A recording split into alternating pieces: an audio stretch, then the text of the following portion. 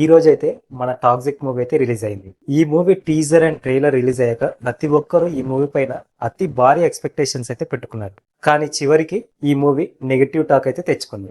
ఈ రోజు రివ్యూ చూస్తే ఒక అతను థియేటర్ ముందు ఈ మూవీ యష్ గురించి ఇలా చెప్పారు. హీరో వస్తాడు, విలన్స్ ని వేసేస్తాడు. హీరో వస్తాడు, డైలాగులు చెప్పేస్తాడు. హీరో వస్తాడు, హీరోయిన్స్ ని వేసేస్తాడు.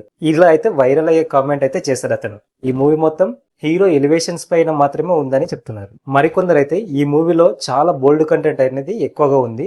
బోల్డ్ కంటెంట్ ఉంటేనే ఆడియన్స్ థియేటర్కి వస్తారని డైరెక్టర్స్ భ్రమపడుతున్నారు.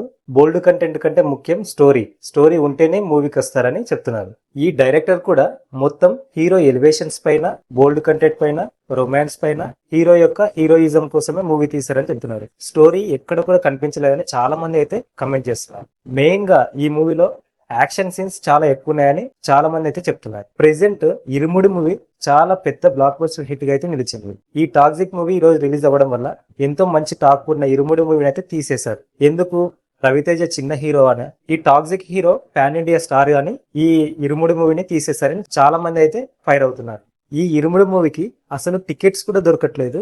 రోజు హౌస్ఫుల్ బోర్డ్స్ అయితే పెడుతున్నారు. అయినా ఈ మూవీని ఎందుకు తీస్తున్నారు? ఖచ్చితంగా మాకు ఈ ఇరుముడి మూవీనే కావాలని మన తెలుగు రాష్ట్రాలు అయితే ఫైట్ చేస్తున్నారు. సో మొత్తానికైతే ఈ మూవీ టాక్సిక్ మూవీ అయితే నెగిటివ్ టాక్ తెచ్చుకుంది. ఇప్పుడు ఈ మూవీ నిర్మాత ఇలా ఆలోచిస్తున్నారు, కనీసం ఈ మూవీకి పెట్టిన బడ్జెట్ కూడా రికవర్ అవుతుందో కాదా అన్నట్లు ఆలోచిస్తున్నారు. ఈ మూవీ ట్రైలర్ టీజర్ రిలీజ్ అయినప్పుడు మాత్రం ఖచ్చితంగా 2000 కోట్లు అయితే ఈ మూవీ కలెక్ట్ చేస్తుందని చాలా బలంగా నమ్మారు. దాన్ని బేస్ చేసుకునే ఓటీటీ డీల్ కూడా 200 నుంచి 250 కోట్లకు అయితేనే మేము ఈ సినిమాని అమ్ముతాం, లేకుంటే అమ్మమ్మ అని వాళ్ళ మీద కూడా చెప్పారట. కానీ ఇప్పుడు ఆ ఓటీటీ ఛానల్సే ఈ మూవీని కొంటారా లేదా అనేది సందేహంలో పడ్డారు. ఇంకా యష్ గుర్తుంచుకోవాల్సింది ఏంటంటే అతను కేజీఎఫ్ తో చాలా పెద్ద స్టార్ అయ్యాడు. కాబట్టి కేజీఎఫ్ రేంజ్ లోనే అంతకు మించిన మూవీస్ చేస్తేనే ఈ ఆడియన్స్ అనేవారు సాటిస్ఫై అవుతారు. దానికంటే కొద్దిగా తక్కువ చేసిన ఆడియన్స్ అయితే యష్ ని అస్సలు యాక్సెప్ట్ చేయరు. సో మన పాన్ ఇండియా స్టార్ ప్రభాస్ కి ఆదిపురుష్ మూవీ ఎలాగో ఇప్పుడు యష్ కి ఈ టాక్సిక్ మూవీ అలా అని చాలా మంది అయితే కమెంట్ చేస్తున్నారు.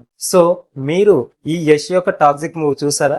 ఇంకా రవితేజ ఇరుముడి మూవీ చూసారా? ఈ రెండిట్లో మీకు ఏ మూవీ ఎక్కువ నచ్చిందో ఖచ్చితంగా అయితే కమెంట్ చేయండి. సో ఈ వీడియో మీకు నచ్చినట్లయితే ఖచ్చితంగా కమెంట్ చేయండి, అలాగే లైక్ చేయండి, ఫైనల్ గా సబ్స్క్రైబ్ చేసుకోండి. Thank you.